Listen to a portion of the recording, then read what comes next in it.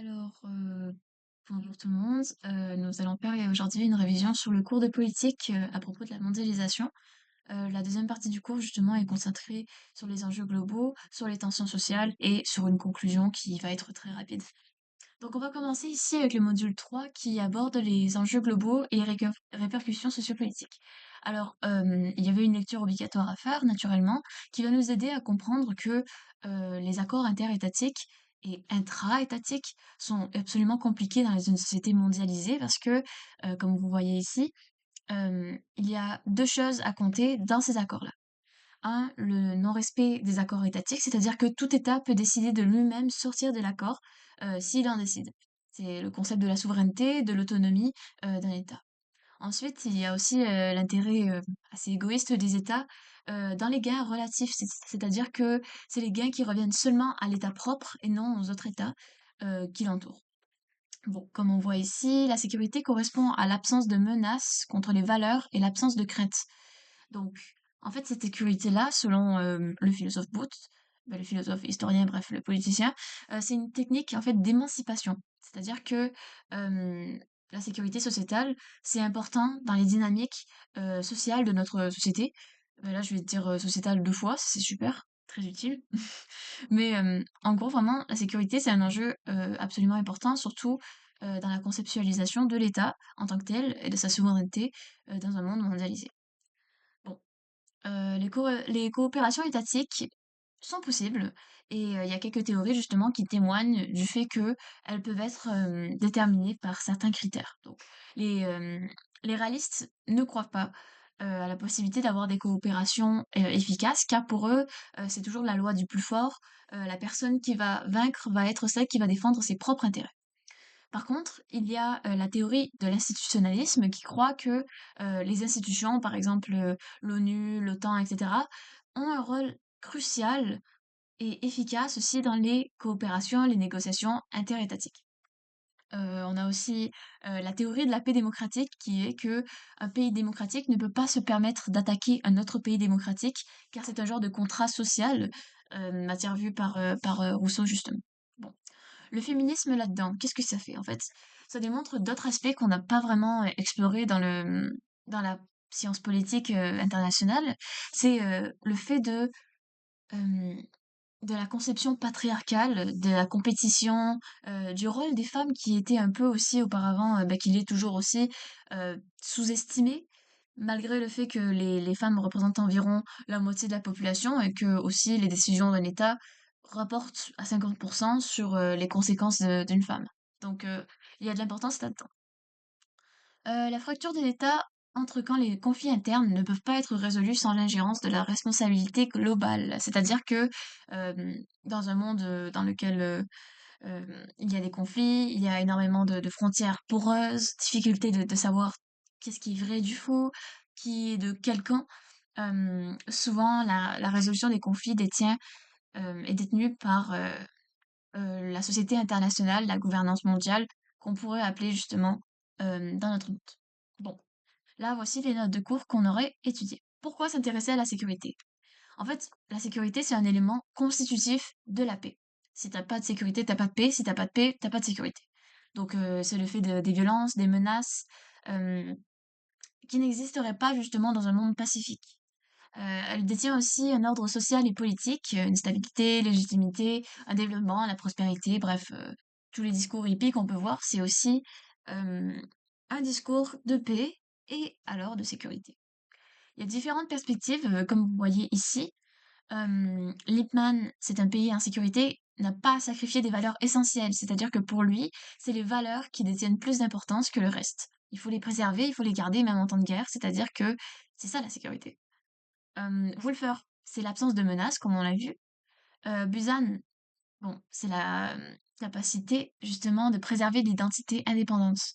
Et après Wheeler et Booth, justement, la dynamique d'émancipation qu'on a vue autrefois dans la lecture. Il y a différentes notions de la société assez opposées. On va parler d'abord de la sécurité nationale, sécurité détenue par l'État et pour le peuple aussi. C'est surtout axé sur, comme vous voyez, les termes militaires, la capacité, les soldats, les conflits. C'est le fait aussi d'essayer d'équilibrer les puissances rivales dans un monde anarchique. heu, anarchie qui provient justement de la théorie, réaliste et d'assurer une sécurité qui est une sécurité étatique, une sécurité, totalement préservée par, la fonction de l'État. Bon, on parle beaucoup de la souveraineté aussi dans la sécurité nationale. Si tu attaques un pays, pourquoi est-ce que tu l'attaques? Est-ce que tu respectes sa souveraineté? Bref, on peut voir ça avec l'Ukraine. Et c'est ça. En fait, on passe en deuxième à la sécurité humaine, sécurité qui prône surtout les valeurs néolibérales et constructivistes, c'est-à-dire l'identité personnelle, la liberté d'agir, les droits fondamentaux. Ça comprend les éléments militaires, économiques, sociaux, environnementaux, politiques et ceux de la justice. C'est-à-dire qu'on est beaucoup plus sur le côté humain, beaucoup moins étatique, gouvernemental, et qu'on vise justement euh, des menaces qui sont autres que l'armée, que les puissances militaires.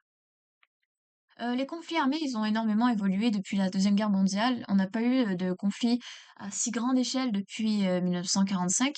Naturellement, on a eu la guerre froide, un monde bipolaire divisé en deux, les rivaux de fer, comme Churchill l'avait dit.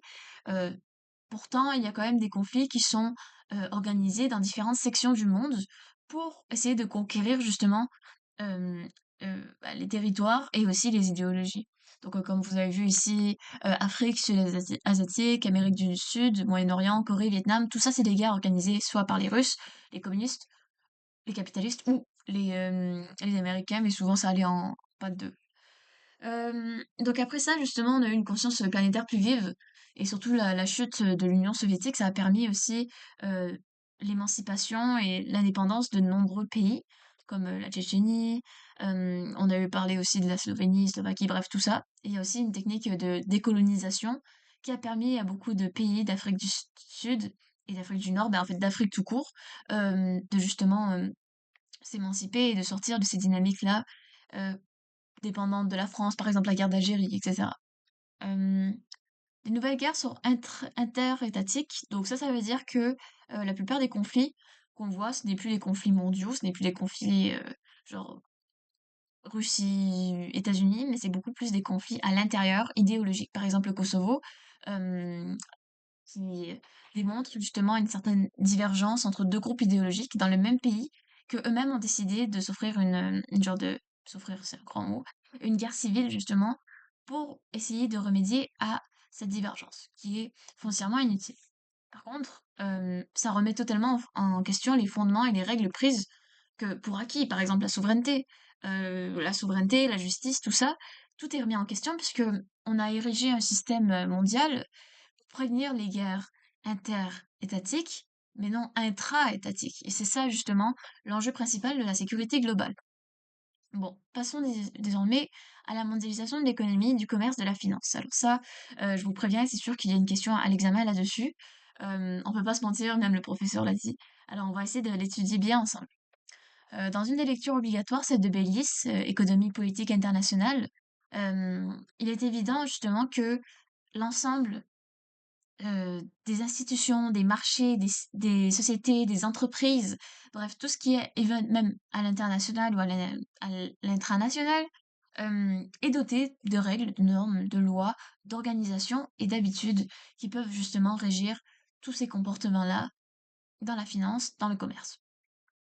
L'économie mondiale après la guerre. Bon, on sait tous que la victoire des Alliés, la victoire des Américains au sein de la Deuxième Guerre mondiale a littéralement tout changé dans l'économie mondiale. Il y a eu les accords de Bretton Woods, accord justement qui est formé euh, l'ONU, comme vous avez vu. C'est pour prévenir aussi le recours de la Grande Dépression en créant la FMI, Fonds monétaire international, et la Banque mondiale. En fait, au fur et à mesure, on va voir que ça s'avère absolument inutile, puisque même dans l'inflation, dans la crise, ça ne marche pas vraiment, et même les pays soviétiques qui sont en train de justement se séparer, s'indépendantiser de la Russie, n'ont pas vraiment d'aide. Donc, la crise économique, justement, en 2008, c'est la faillite des Lehman Brothers. C'est aussi, on va en parler un peu plus tard, une crise de la dette, une crise qui permet, en fait, qui chamboule absolument tout, qui chamboule aussi la présence, l'omniprésence et même l'égide des Américains dans l'économie mondiale. On abandonne justement la convertibilité des USD, dollars américains. on hausse les droits d'importation, la fluctuation des devises. Ça veut dire que même le commerce, à ce moment-là, pendant la crise économique, justement, remet tout en cause. Et c'est pour ça que justement que le G20 est créé. Bon, l'OMC remplace la FMI ou pas? Non, bref, l'OMC remplace une institution justement créée par Bretton Woods pour gérer les accords commerciaux, faire des forums de négociation, contrôler les politiques commerciales internationales et nationales et aider aux pays en développement. Encore une fois, c'est un terme que je vais utiliser parce qu'on l'utilisait autrefois comme ça. En 2007, justement, on a, un peu avant la crise, euh, qui un autre facteur qui a beaucoup participé aussi à l'effondrement de l'hégémonie américaine, c'était l'émergence totale de certains pays qu'on ne se serait jamais douté d'autant une émergence forte. Il y a la Chine et l'Inde, il y a plus de puissance, plus de profit, plus de présence aussi dans le monde international. Mais ça, on va en parler un peu plus tard. Bon, il y a les conceptions modernes qui sont l'institutionnalisme, comme on en a parlé, le constructivisme et l'économie politique. L'économie politique est assez importante parce que elle présente quatre aspects de la globalisation. Alors ici, on va le voir, l'internationalisation, donc il y a plus de transactions économiques, d'accords transfrontaliers, la révolution technologique, le déploiement des activités par les communications technologiques, je veux dire électroniques, c'est-à-dire téléphone, courrier électronique et tout était révolutionné.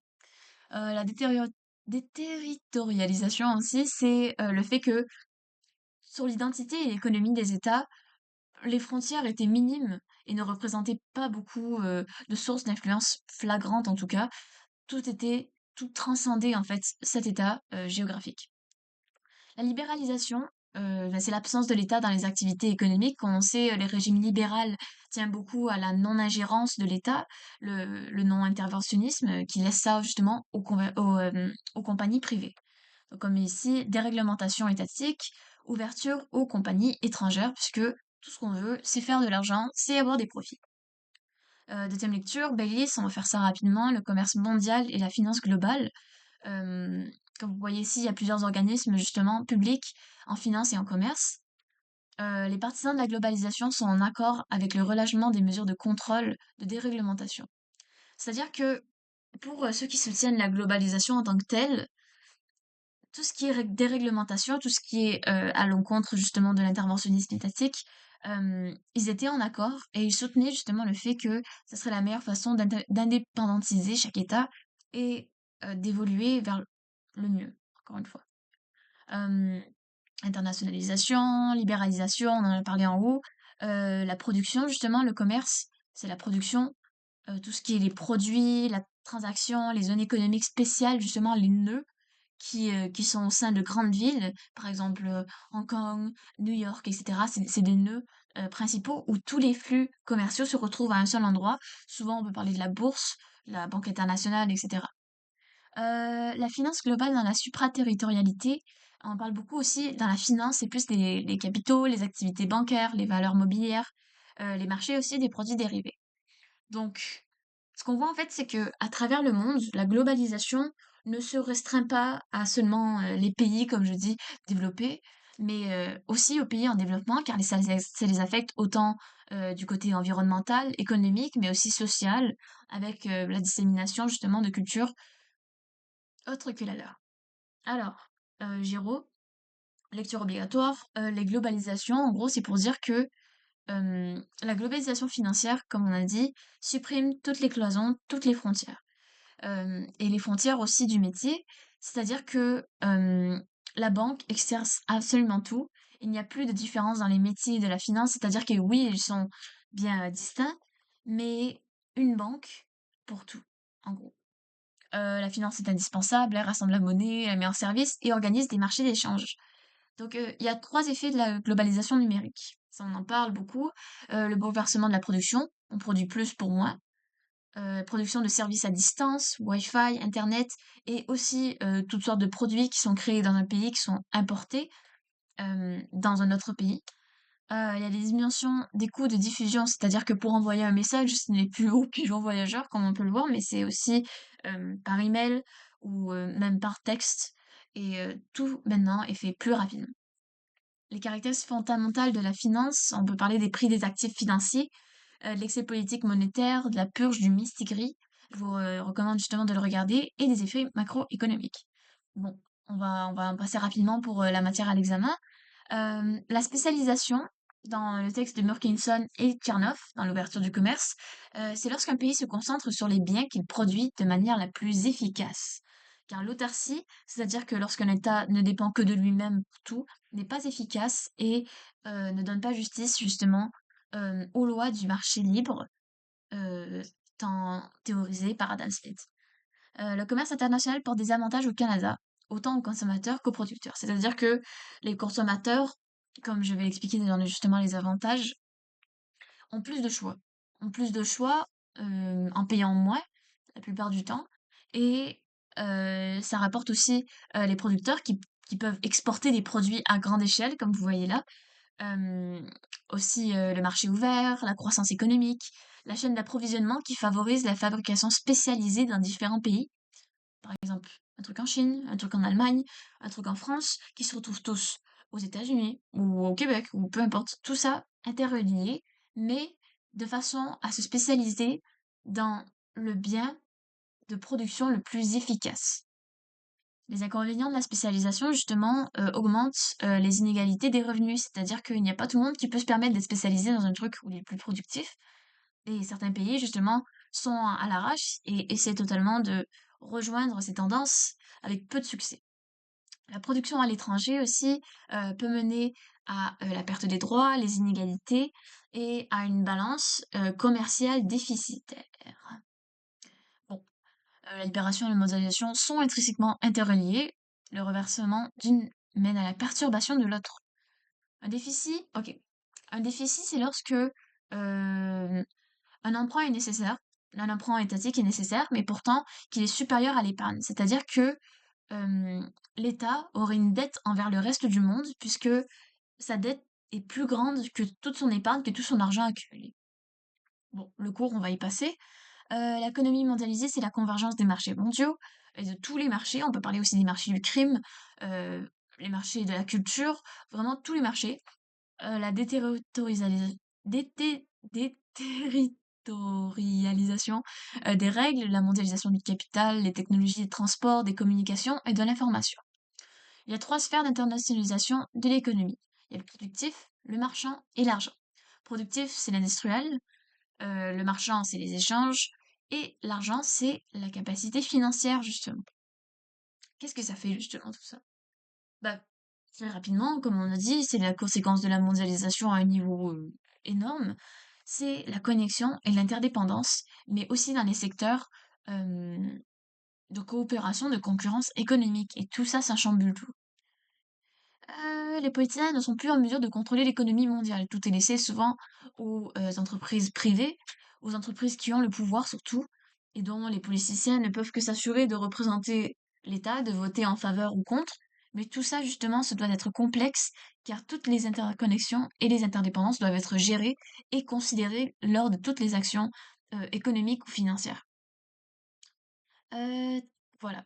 On va parler des concepts clés, on va s'étirer un peu là-dessus, mais rapidement. L'économie et la confiance. Qu'est-ce que la confiance, en fait? C'est que la confiance est le fondement des échanges économiques. C'est-à-dire que il nécessite une confiance réciproque et que pour justement construire cette confiance, comme vous voyez ici, il faut une promesse, un serment et une réputation. Le gros problème, c'est que depuis, les humains sont devenus fourbes et on ne peut jamais savoir quand cette confiance va être brisée et à quelle mesure justement on peut engendrer cette, euh, cette rupture justement dans la confiance. C'est pour ça que les États ont créé des institutions qui incluent des lois, des règles, des normes et des pratiques acceptées par tous. Donc par exemple, payer à la carte, la monnaie, le respect des obligations dans un travail, la subordination et l'acceptation de salaire. Euh, et justement, lorsque une institution commet un faux pas, euh, ça se fait la méfiance totale. Et justement, ça engendre les crises économiques d'aujourd'hui, de 2008, de 1929. Tout ça provient d'un manque de confiance ou d'une panique totale qui brise justement cet accord réciproque. L'avantage comparatif.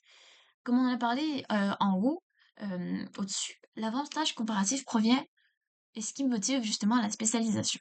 En gros, la spécialisation d'un État dans la production d'un bien dans lequel il est le plus productif. C'est-à-dire que l'avantage comparatif, ce n'est pas le fait de produire plus, mais de produire plus efficacement. Donc, par exemple, quand la production pour un bien de pays est supérieure à celle d'un autre, c'est un avantage absolu. Mais l'avantage comparatif, c'est quand la productivité d'un pays dans la production d'un bien est supérieure à celle d'un autre dans laquelle il se spécialisera. Ça requiert alors un écart de productivité supérieur à l'autre pays. Qu'est-ce qu'un écart de productivité? C'est-à-dire que, par exemple, pour la Hongrie, ça prend deux personnes pour faire 8 chandails. C'est-à-dire que pour une personne, t'as 4 chandails. Et pourtant, euh, on va parler de la Chine, il faut deux personnes pour faire 16 chandails. C'est-à-dire qu'une personne vaut 8 chandails. Le fait, c'est que ce n'est pas produire plus, mais c'est le temps et les ressources allouées. C'est-à-dire que pour une personne, pour un salaire d'une personne, tu réussis à faire 4 ou 8, tu vois, il y a une grande différence. Et c'est le fait, en fait, que le rapport entre les ressources requises et la production d'un bien, plus il est petit, c'est-à-dire que plus tu prends moins de ressources pour produire plus tu as un avantage comparatif. Voilà. La compétitivité, donc c'est un enjeu économique assez omniprésent dans le capitalisme, qui désigne la capacité d'une entreprise à faire face à la concurrence et à maintenir ou accroître sa part de marché, c'est-à-dire sa place dans l'économie mondiale. C'est l'attractivité des biens et des services produits par les entreprises, notamment à l'étranger. Bref, je vais vous expliquer ça plus rapidement parce que c'est bien les grands mots, mais en fait, il faut vraiment s'expliquer au maximum. Il y a deux types de compétitivité. La compétitivité prix. Qu'est-ce qui distingue, qu'est-ce qui distingue un État d'un autre dans la compétitivité prix? Vous l'avez deviné, vous l'avez deviné probablement.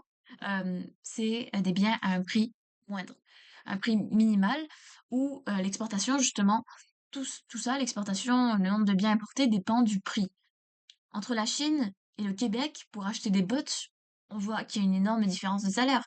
Pourquoi? Parce que ça dépend aussi des salaires, du coût des intérêts, du taux de change, des coûts de production, euh, du travail de masse aussi, et le coût de productivité, ça veut dire que euh, le coût de productivité, c'est le coût des ressources utilisées pour être productif. Et tout ça change énormément. La compétitivité hors prix repose sur la qualité ou l'innovation des biens vendus. C'est-à-dire que l'exportation dépend des stratégies des entreprises. Les avancées technologiques, les pôles de compétitivité, c'est-à-dire que là où on se démarque le plus, la constitution de réseaux, de networks, la réglementation et le monde fiscal, tout ça est un facteur extérieur du prix, mais qui influence énormément sur la décision d'un État ou d'une entreprise à consommer un bien. Une, euh, une entreprise innovante, justement, va se démarquer des entreprises banales, peut-être parce que justement, la compétitivité hors prix découle de cette décision. Bon, le commerce à l'international, les avantages, la richesse supplémentaire, rentabilité, grande gamme de biens, services, inconvénients, décolocalisation, ça, on connaît tous. Le coefficient d'ouverture d'une économie, c'est-à-dire que, en gros, le coefficient d'ouverture, tu prends le PIB de ton pays, euh, le en gros, tu prends le PIB et tu mets en dénominateur, et en haut, tu gardes justement le prix d'exportation ou de la moyenne d'importation, justement pour voir c'est quoi ton pourcentage d'argent importé ou exporté, pour voir justement si tu exportes plus, t'es très ouvert, si tu importes plus, t'es très ouvert, bref. Tout ça, c'est un petit coefficient.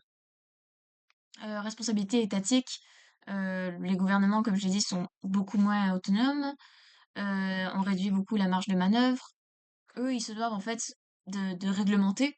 C'est tout ce qu'ils peuvent faire, c'est la réglementation. Essayer de faire en sorte que les capitaux ne fuient pas les choix politiques qui ne leur conviennent pas. Bon, blablabla.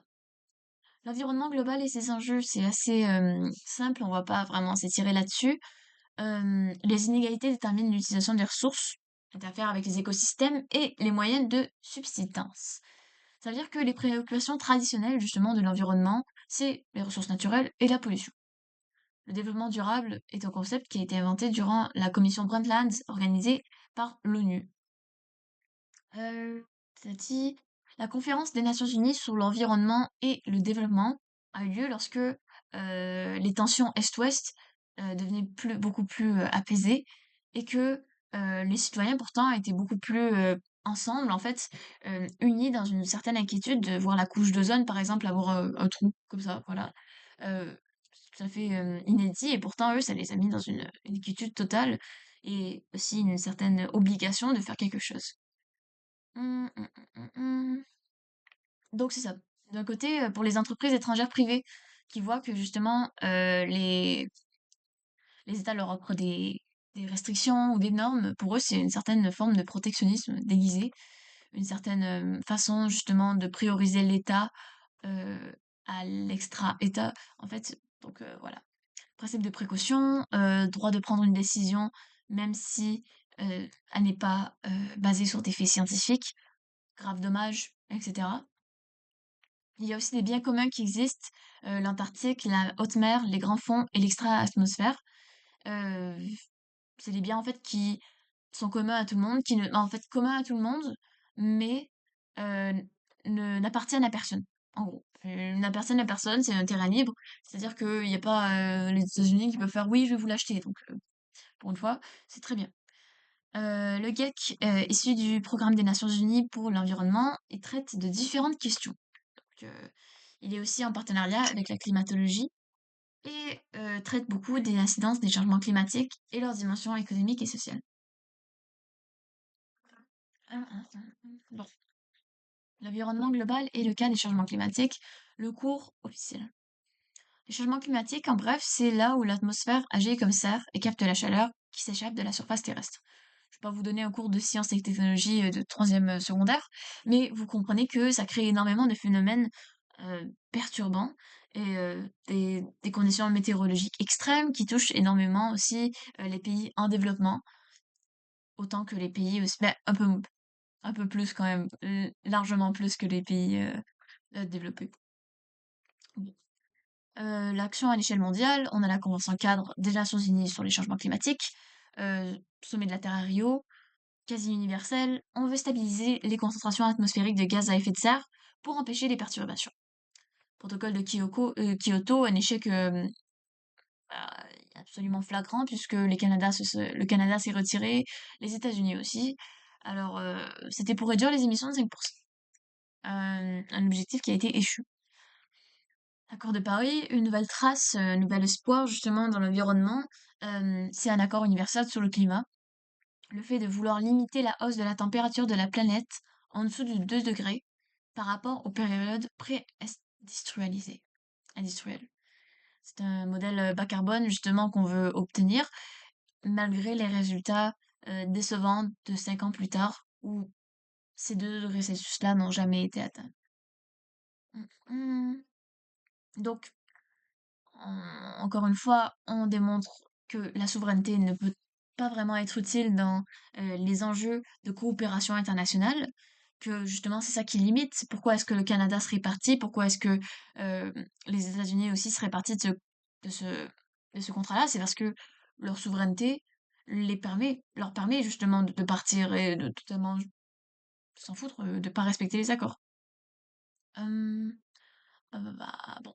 La société civile aussi est très importante car dans les processus de négociation, elle offre une prise en compte de de tous les points de vue, l'amélioration des renaissances, euh, l'intégration des décisions dans les institutions publiques, une meilleure transparence. Bref, la société civile, c'est le pont entre le monde civil, la société, et les institutions globales, gouvernementales et supérieures. Bah, pas supérieures, mais supérieures aux petites sociétés.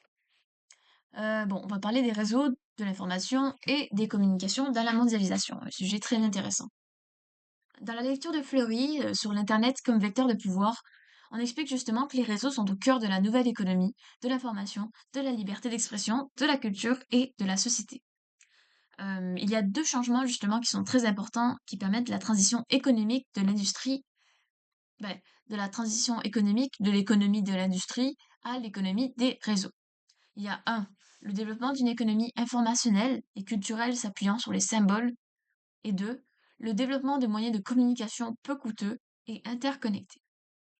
Donc en gros, on fonctionne sur les symboles et on est interconnecté par la technologie.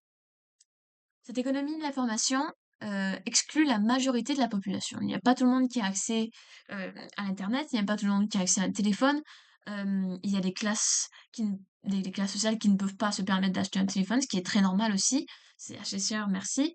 Euh, les personnes plus âgées aussi, une grande partie de la population, soit il y a accès, ou soit leur accès justement est restreint par les politiques en place. On pourrait parler de la Chine. Bref, en fait, ça bloque la majorité, des civilisations justement d'accéder à cette transition économique-là.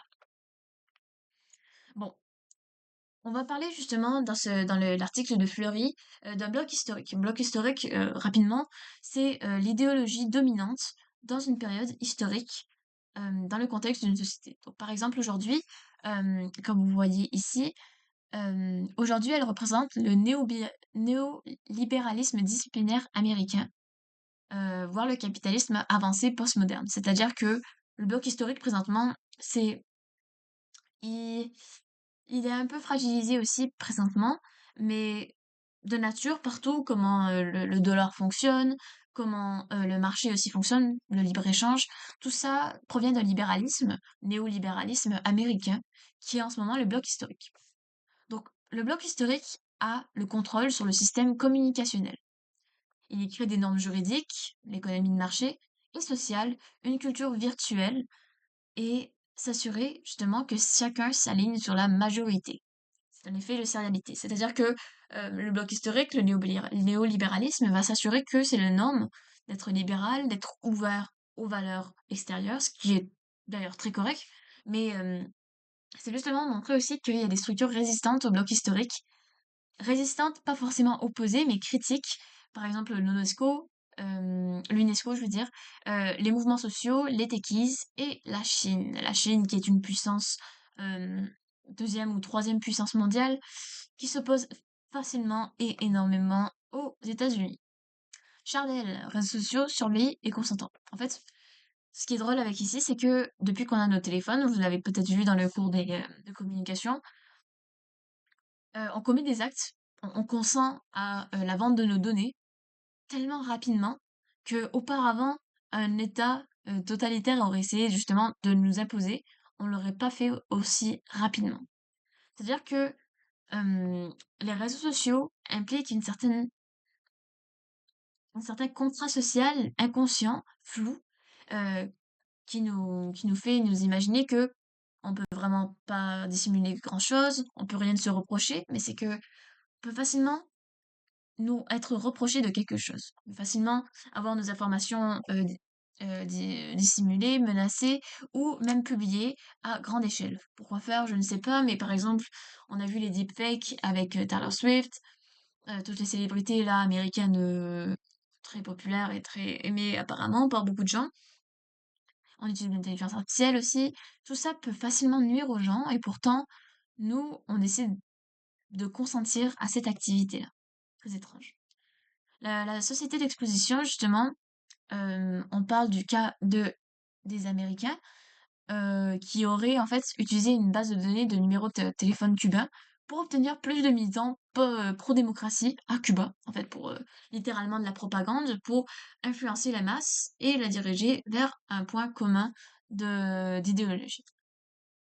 Pour le cours, le concept de réseau, justement, c'est une représentation dans l'espace-temps une structure, un fonctionnement, une répartition des tâches, un but optimal et un caractère systémique qui provient justement des interactions d'éléments qui vont vers un but commun. Caractéristiques et conséquences sur une grande partie des domaines sociétaux. On, on a des réseaux multiples et diffus, une horizontalité, c'est-à-dire que c'est le groupe qui influence plus l'individu et non forcément les États ou les leaders d'opinion, etc. C'est vraiment un sens de l'organisation et une présence quand même tout de même du pouvoir, mais pouvoir de groupe. L'accélération, changement constant, proportionnel et exponentiel aussi des technologies. On parle aussi de la transversalité, interpénétration des sociétés plutôt que juxtaposition d'États. On parle plus d'États aujourd'hui. Les acteurs sont ici les membres de la société civile, les acteurs dans les réseaux. Dans la mondialisation économique, qu'est-ce que ça signifie? C'est moins de dépendance à l'égard des ressources localisées. C'est plus d'attention aux facilités de circulation, de transport, les bateaux, les paquebots, mais aussi les réseaux communicationnels. Il y a plus d'importance sur ça que sur ce qui est foncièrement partagé. Le lieu de production devient secondaire. Et justement, un lieu de production ou un lieu d'achat, un lieu de commerce peut être favorable s'il est centralisé, il détient de grandes infrastructures et où les déplacements sont faciles. On peut parler justement de l'Union européenne, de l'Amérique du Nord, du ferroutage Lyon-Turin. Euh, Tout ça, c'est justement pour faciliter ces réseaux-là, ce transport-là, d'un bien ou d'un service. L'internet, c'est l'écosystème des sociétés contemporaines. On parle beaucoup des frontières poreuses, justement, privé-public, loi marché, infrastructure, contenu. Le cyberespace aussi. La liberté d'expression est maximale. Est-ce que c'est bien? Est-ce que c'est mal? On peut pas être manichéen à propos de ça. Vraiment, ça peut être à l'excès, mais ça peut être aussi pour le bien-être d'une société virtuelle, totalement. Bon, la diversité culturelle, c'est la dernière partie du module 3. On parle beaucoup avec Baylis des droits humains. Trois types de droits, les droits politiques, économiques et collectifs. Donc le droit naturel, justement, c'est le droit qui a été au centre de la politique plutôt ben, de la politique libérale, je dirais, car il se base sur la raison et l'épanouissement humain, un devoir universel. C'est-à-dire que ma valeur humaine est celle de la personne qui va regarder cette vidéo, et celle d'un vieillard, d'un sans-abri, d'un peu importe lequel pays, on a tous le même droit universel, naturel, qui est de pouvoir exister, de pouvoir vivre, de pouvoir d'agir. Ensuite, le droit juridique. Le droit juridique, justement, est en conflit avec le droit universel puisque il découle d'une entente politique. Entente politique, c'est forcément national. C'est forcément distinct à un État, à une entité, et ne peut pas être justement universel. Il peut justement y avoir des problèmes avec ça puisque les droits d'un pays peuvent être à l'opposé des droits d'un autre, et pourtant que ces deux pays-là soient en accord sur le commerce, sur la souveraineté, etc. Ça crée énormément de divergences. Donc justement, la conception libérale des droits universels est contestée par le réalisme qui suppose aussi le fait que, de Hobbes, l'homme est un loup pour l'homme, c'est une guerre de puissance, c'est une guerre de la loi du plus fort, euh, les rapports de force. C'est ça qui est au centre, les rapports de force. Pour eux, il n'y a pas de droit universel, on, on gagne ses droits justement en travaillant ou en faisant le mieux, on est né comme ça ou sans, on est né avec ou sans. Donc il faut des inégalités selon les réalistes. Bon, la souveraineté limite les droits humains. Certains pays peuvent prôner certains droits qui limiteraient totalement la liberté d'expression, ou les médias justement qui censureraient parce que c'est des fake news. On peut voir l'exemple aujourd'hui. Mais justement, qu'est-ce qui limite la violation de ces droits? C'est l'opinion publique. L'opinion publique, la société civile a très bien le droit de manifester son mécontentement ou de manifester à l'international aussi ce mécontentement-là, euh, de demander justement de nouveaux droits. C'est le public qui peut décider. Comme, comme on peut dire justement, c'est le peuple qui fait l'État, c'est le peuple qui fait la souveraineté. Et puisque la souveraineté elle-même limite les droits humains, c'est le peuple qui peut lui-même la changer. Les droits universels sont critiqués. Car pourquoi? Bah, c'est qui a décidé les droits universels? C'est les Occidentaux, c'est les Blancs, les hommes, qui auraient privilégié une conception patriarcale, qui éliminent les différences, qui veulent un truc homogène, un, un peu colonialiste au bord. Qu'est-ce qui est un droit universel? Pour qui? Par qui? C'est ça justement qui peut être énormément critiqué. La texte de Ripert sur les cultures entre uniformisation et fragmentation, on parle justement des visibilités, des transformations qui engendrent une uniformisation du monde et des rapports de force. Les étapes du processus de la réduction de la diversité, d'abord normes, références et produits. Produits car ça touche le matériel.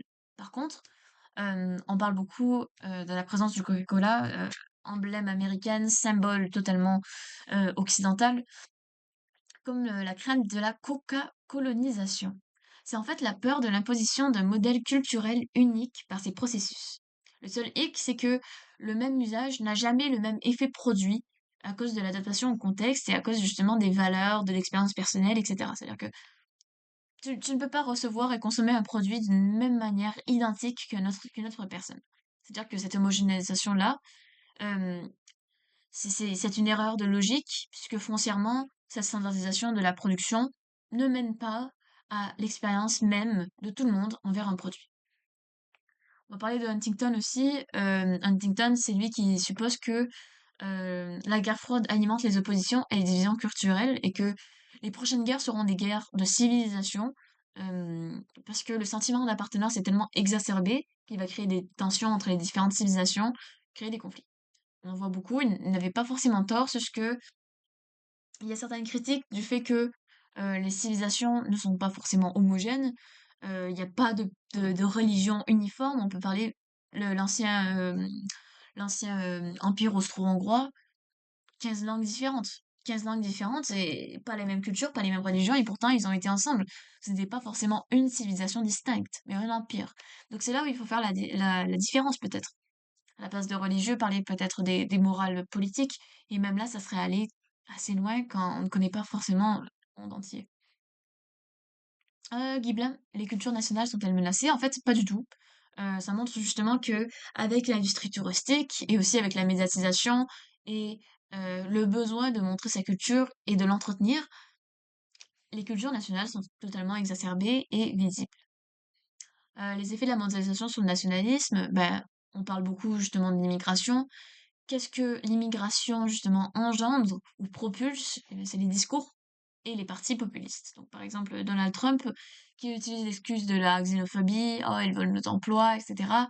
La partie de droite aussi de Marine Le Pen, particulièrement d'Éric Zemmour en France. Il y a beaucoup d'excuses sur l'immigration. Et c'est le populisme, c'est-à-dire d'attirer les foules, d'attirer la colère, euh, la, la panique, c'est la peur qui contrôle tout. Et justement, c'est les partis populistes qui peuvent se permettre d'utiliser ces motifs-là de la mondialisation pour contrôler et avoir plus justement d'influence dans leur pays ou à l'international aussi. Euh, bon, la diversité culturelle, il y a eu les premières rencontres et les conséquences de ça, le métissage, l'uniformisation de certaines cultures, certaines pratiques. Il y a des expressions de la culture. Euh, Encore une fois, on peut peut-être opposer le réalisme avec le fonctionnalisme, non pas le fonctionnalisme, pardon, le libéralisme. Donc en fait, une monnaie d'échange, un produit économique, ce serait ça la culture. Mais ça peut aussi représenter l'expression de l'humanité ici, qui est importante à préserver, un concept de durée et non de capacité. Beaucoup d'enjeux, accès, égalité, valeurs marchandes, valeurs d'identité, marché mondial, le modèle culturel occidental, patriarcal, les langues, la réduction de la diversité, l'insertion dans l'économie, les types de transmission. Pourquoi est-ce qu'on priorise certains types d'éducation, tandis que certains sont très bien et sont oraux et ont toujours fonctionné depuis des milliers d'années. Euh, et c'est justement là où les interventions politiques sont nécessaires. Par exemple, l'UNESCO qui crée des dialogues entre les civilisations, qui tente justement de les préserver, qui est foncièrement opposée avec l'OMC, qui elle vise à l'échelle grande de profit et de profit culturel en fait. C'est le marché de la culture que l'OMC prône. Et on a aussi l'OMPI, l'Organisation mondiale de la propriété intellectuelle, qui permet de faire des brevets qu'on voit de plus en plus, qui ne proviennent pas forcément de l'Occident, mais beaucoup de l'Asie, la Chine, l'Inde, la Corée. La Corée est énorme, Taïwan aussi, bref. C'est c'est énormément conceptualisé et ça permet d'entretenir la culture à travers des brevets ou des dialogues, justement. Bon, module 4 enfin, on va parler des mouvements contestataires et de l'opposition politique à la mondialisation. Bon, on va parler ici avec Kouvra, le projet alter de la radicalisation de la démocratie. Gros mots, en fait, les altermondialistes, ce qu'ils veulent, c'est la justice sociale, la réduction des inégalités. Ils veulent régler le déficit de démocratie qui, selon eux, a été abusé par les élites et le capitalisme de profit, le profit justement qui surmontait la souveraineté et la gestion citoyenne. C'est justement à Seattle en 1999 qu'ils ont sévi et où leur nom a été de plus en plus connu. Euh, est partagé justement en tant que contre-pouvoir aux institutions mondiales, globales et dominantes justement de notre système. Nardant, Trump et la crise de la démocratie américaine. Euh, En fait, comme on avait vu peut-être dans sa vidéo, Trump parle beaucoup de populisme, de dysfonctionnement institutionnel, du rôle de l'argent, de la dégradation du discours public, de la paralysie institutionnelle. Rien ne fonctionne, c'est à cause de les anciennes personnes, je peux tout changer. Conséquence du libre-échange sur les Américains, les classes moyennes et les pauvres s'appauvrissent, tandis que les riches s'enrichissent. Voilà, ça marche comme ça aux États-Unis, car c'est la liberté. Tendance de Trump, discours populiste, protestataire et xénophobe, le kit. Jacob aussi, à la question, aux questions commerciales, chapitre 5, dit que Trump critique si bien que mal le déficit commercial, qu'il blâme sur le dos de l'ALENA avec Perrault, et l'élitisme, en plus de justement critiquer le partenariat transpacifique global, le PTPGP, avec l'aide de Sanders, justement. Donc pour lui, c'était l'international, le multilatéralisme qui a nui foncièrement aux États-Unis, aux Américains. Petit hic, c'est eux qui l'ont créé, donc bonne chance pour essayer de sortir de ce niveau-là, en ayant, tu sais, en étant le créateur, vraiment, c'est assez... considère Charon la négociation post-Brexit. Pourquoi est-ce que le Brexit aurait été adopté? En fait, c'est que on rejette là-bas l'Europe bureaucratique, captatrice de souveraineté et de liberté. Il y a eu énormément de frustration et de rancœur face à l'establishment, une certaine forme d'institutionnalisation qui transcendait justement la souveraineté d'un pays. On a eu aussi la critique de la politique d'austérité et d'immigration européenne.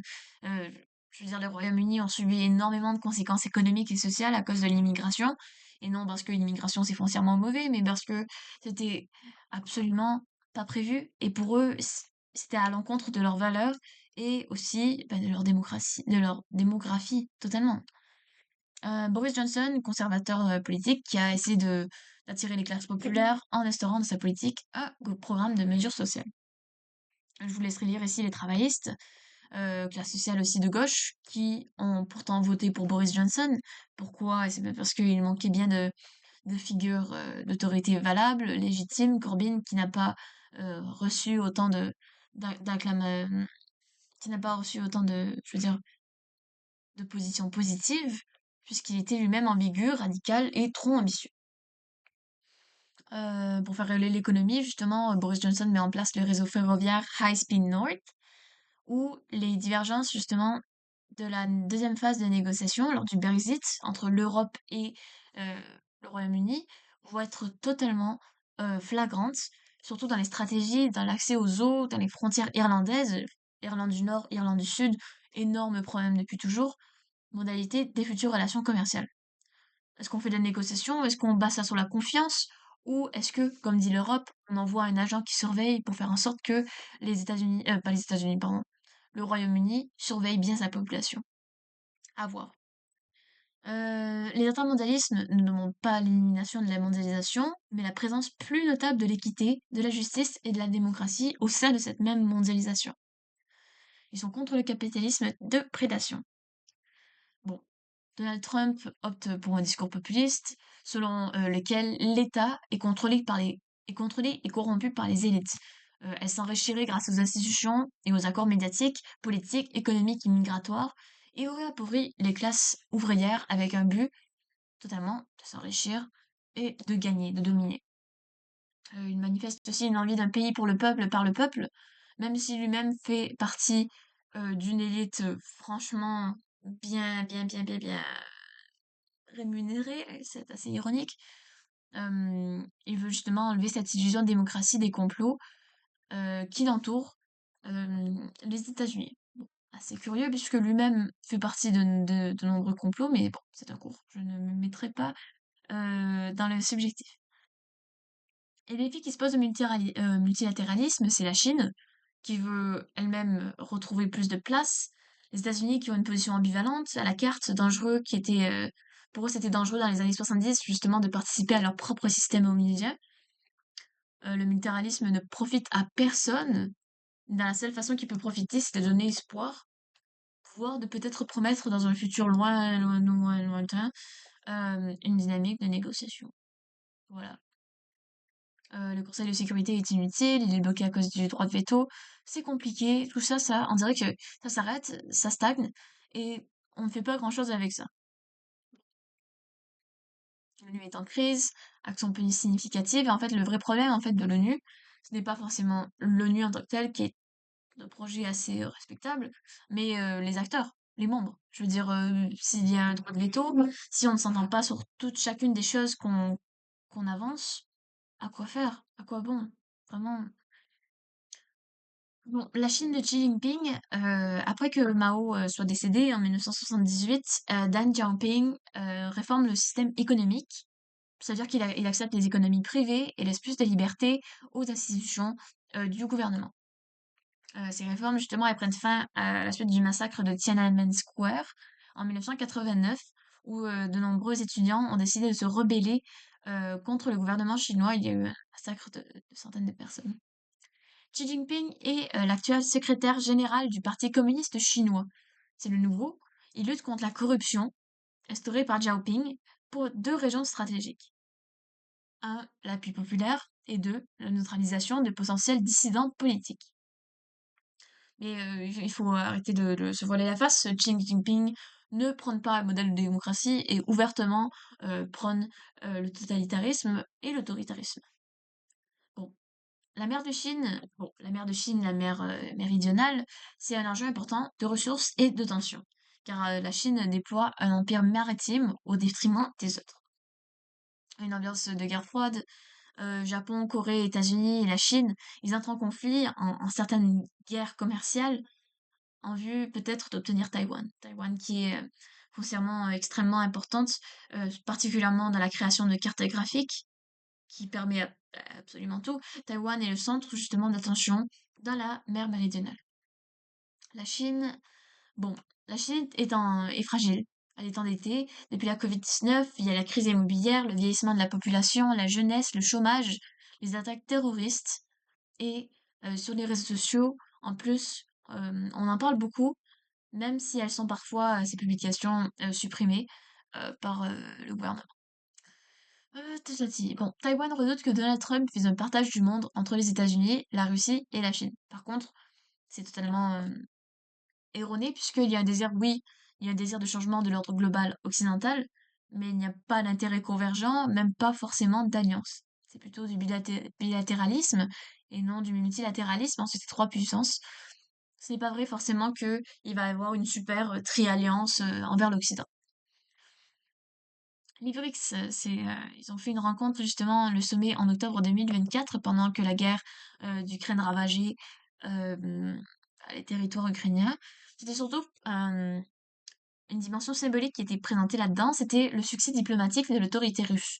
Malgré la guerre, malgré l'accusation de la Cour pénale internationale, malgré l'isolement, Poutine voulait justement démontrer qu'il était capable de dominer et de montrer son autorité sur les foules. Et surtout sur son groupe, les BRICS, Brésil, Russie, Inde, euh, attendez, Russie, Inde, attendez, je regarde ça.